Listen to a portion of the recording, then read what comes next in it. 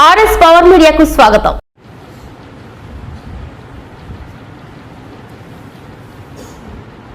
మరి మనకి ఈ ప్రొసెషన్ అనేది బాగా ఇంపార్టెంట్ అనేది ఉంటారు మనకి.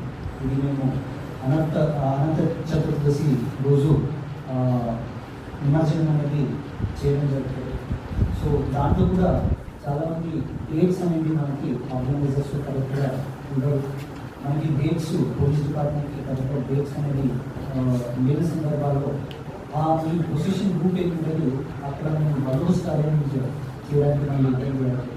కాబట్టి ఆర్గనైజర్స్ ముందేనే మీరందరూ మనకి నిమజ్జనం డేట్ టైం ఎక్కడ నిమజ్జనం ఏ చెరువులో వాళ్ళు మీరు నిమజ్జనం చేస్తారు, ఏ రూట్లో మీరు ప్రొసెషన్ తీసుకెళ్తారనేది ముందే మనకి ఇన్ఫార్మ్ చేస్తే అక్కడ కావాల్సినటువంటి మెజర్స్ రోడ్ లైటింగ్ పైన సీసీటీవీ కెమెరాస్ పైన ట్రీ చెట్లని ట్రిమింగ్ చేయడం ఇటువంటి మెజర్స్ని మేము ముందేనే తీసుకోవడానికి మనకి అవకాశం ఉంటుంది. కాబట్టి ఈ నిమజ్జనం దానికి సంబంధించిన ఇన్ఫర్మేషన్ కూడా మీరందరూ ముందేనే మనకి కరెక్ట్గా ఇవ్వాలి. ఇచ్చినటువంటి ఇన్ఫర్మేషన్ ప్రకారంగానే పాటించాలని కోరుతున్నాను. లాస్ట్ మినిట్లో చేంజెస్ దయచేసి చేయకండి. ఎక్కడెక్కడ నిమజ్జనాలు జరుగుతుంది అక్కడ కూడా మేము అన్ని రకాల అరేంజ్మెంట్స్, క్రేన్స్, తర్వాత lighting arrangements, drinking water facilities ఇవన్నీ కూడా మేము అరేంజ్మెంట్స్ అనేది మేము చేస్తాం. మెయిన్గా మనకి ప్రొసెషన్లో వెళ్తున్నప్పుడు వెహికల్స్ మీద, ట్రాక్టర్స్ మీద, లేకపోతే ఈ ట్రైలర్స్ మీద చాలామంది దాని మీద ఉండి వాళ్ళు సందర్భాలు వాళ్ళు డాన్స్ చేయడం అవన్నీ జరుగుతుంటారు.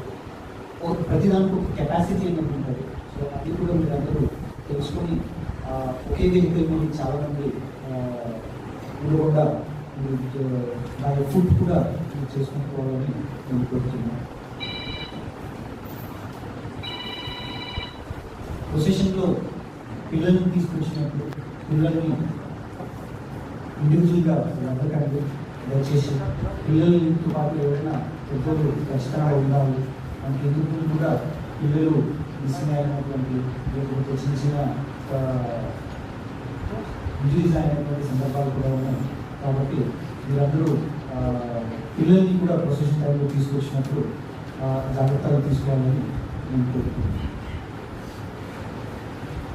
ప్రొసెషన్లో వెళ్తున్నప్పుడు ఆర్గనైజర్స్ వాళ్ళు ఏదైనా మొక్కల్ని తీయడానికి, కమల్ని తీయడానికి, లేకపోతే ఎలక్ట్రిసిటీ వైర్ నుంచి తగలకుండా తీసుకుపోవడానికి స్టిక్స్ని తీసుకొస్తారు.